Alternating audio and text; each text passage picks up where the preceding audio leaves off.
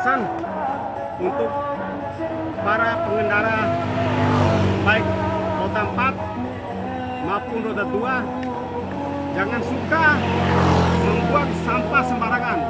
Apabila Anda sedang atau saat di atas sepeda motor ataupun kendaraan roda 4, sebaiknya sampah-sampah itu jangan dibuang di pinggir jalan sembarangan, karena kasihani kami, kasihani anak cucu kita, kasihani pandangan para pengunjung baik yang datang dari luar daerah maupun luar negeri.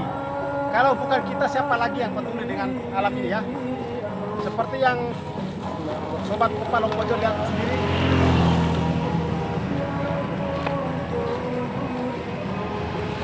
Baru di sekitar jalan ini saja ya.